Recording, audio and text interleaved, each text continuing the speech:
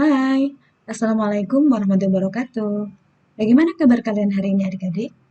Semoga sehat selalu ya, sehingga kita bisa beraktivitas dengan leluasa, beribadah, dan bisa membantu orang tua kita. Hari ini saya ada di dapur. Sesuai dengan tema kita pada hari ini, kita akan belajar tentang perpindahan kalor. Kalian lihat di sini ada merebus air, nampak ada panas yang diserap oleh air, kemudian ada air yang mendidih dan air yang menguap. Bagaimana sih perpindahan kalor yang terjadi? Kalor adalah panas ya. Oke, di sini ada perpindahan kalor yang disebut konduksi, kemudian konveksi dan radiasi. Mari kita bahas satu persatu. Ini kita lihat beberapa kakak ini sedang memasak bersama. Tentu nanti mereka akan melibatkan proses kalor, sehingga harus berhati-hati saat mengerjakannya ya. Kira-kira proses apa namanya ya perpindahan kalornya? Mari kita lihat gambar berikut. Di sini ada beaker gelas berisi air, kemudian dipanaskan. Nah, dari kejadian ini sebenarnya ada beberapa proses yang kita lihat. Ada konduksi, ada konveksi, ada radiasi. Baik, untuk menentukan mana konduksi, konveksi, dan radiasi, mari kita lihat satu persatu penjelasannya.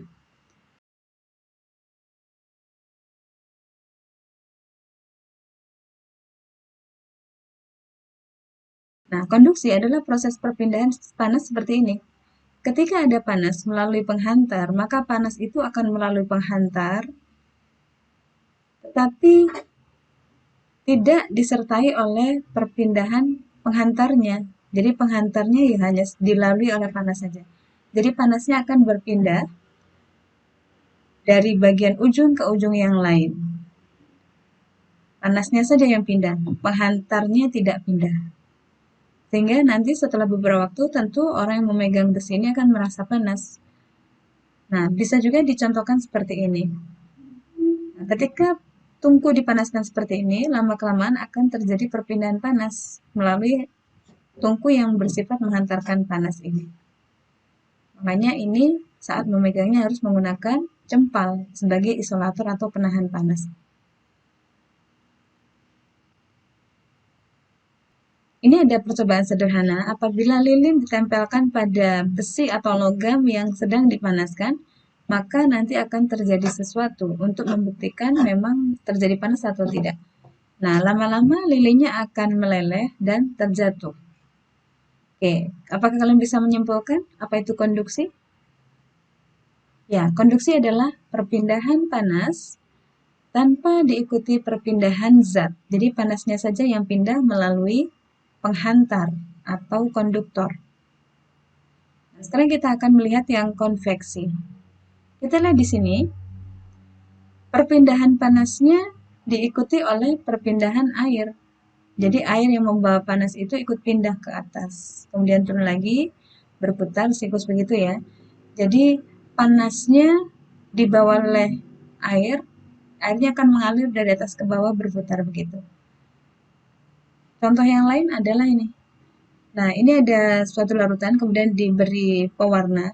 Ketika diberi panas dari bagian bawah, maka panas itu akan dibawa menuju ke atas dan merata. Nah, ini adalah proses konveksi juga.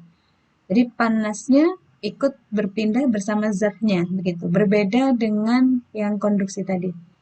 Jadi definisi konveksi adalah perpindahan panas diikuti perpindahan zat. Contoh dalam kehidupan sehari-hari, konveksi adalah proses angin darat dan angin laut. Kita lihat di sini, angin laut itu mengalir dari laut ke darat pada siang hari. Sedangkan angin darat, semilir anginnya itu dari darat menuju ke laut. Mengapa demikian? Ini terjadi perpindahan karena perbedaan suhu. Kita lihat dari dingin menuju ke panas. Begitu juga saat angin darat, dari dingin menuju ke panas. Mengapa sih yang saat siang hari itu di darat lebih panas, karena darat akan menyerap panas lebih cepat daripada di perairan. Nah, sedangkan saat malam hari, daratan itu akan lebih cepat mendingin dibandingkan di lautan, sehingga pola alirannya menjadi seperti itu. Kita lihat ya. Selanjutnya kita membahas tentang radiasi. Salah satu contoh radiasi adalah kegiatan api unggun ini. Kita lihat di sini, nampak ada pancaran energi yang diterima oleh anak-anak di sekitar api unggun ini. Contoh radiasi yang lain adalah saat kita menggunakan handphone, itu juga ada radiasi yang menuju ke mata kita, bahkan ke otak kita. Begitu juga saat menggunakan laptop atau komputer. Jadi apa itu radiasi? Radiasi merupakan energi melalui materi atau ruang dalam bentuk panas, partikel, atau gelombang elektromagnetik, atau cahaya dalam bentuk foton dari sumber radiasi. Jadi sumber radiasinya ini ya, api unggun, handphone, laptop. Contoh radiasi yang lain adalah berikut. Radiasi sinar matahari melalui ruang hampa menuju ke bumi. Jadi meskipun melalui ruang hampa, radiasi pun bisa terjadi. Nah, kalau di sini kita lihat panas dari sinar matahari itu sebagian diserap bumi, sebagian lagi dipantulkan keluar angkasa. Nah, ini ya gambaran yang lain. Jadi panas dari matahari itu, radiasi mataharinya akan diserap oleh atmosfer bumi, sebagian lagi dipantulkan ke angkasa. Nah, ketika di udara banyak gas karbon dioksida, maka pemantulan keluar angkasanya itu banyak yang terjadi kegagalan sehingga bumi menjadi lebih panas. Kita akan bahasnya lebih lanjut pada topik tersendiri nanti ya. Oke, kita melihat dari 3 kejadian ini. Ada konduksi, konveksi, radiasi. Jadi radiasi adalah dari pancaran panasnya ya. Kalau konveksi dari alirannya, aliran panasnya. Kalau konduksi adalah melalui hantaran. Ini adalah pancaran. Baik, bisa dipahami ya. Sekian pembahasan kita pada hari ini. Mudah-mudahan bermanfaat. Jumpa lagi pada pertemuan selanjutnya insya Allah. Bagi kalian yang belum subscribe, silakan subscribe dulu untuk mendapatkan pemberitahuan lebih lanjut video yang Ibu buat. Sehingga kalian bisa belajar secara mandiri. Oke, jumpa lagi. Assalamualaikum warahmatullahi wabarakatuh.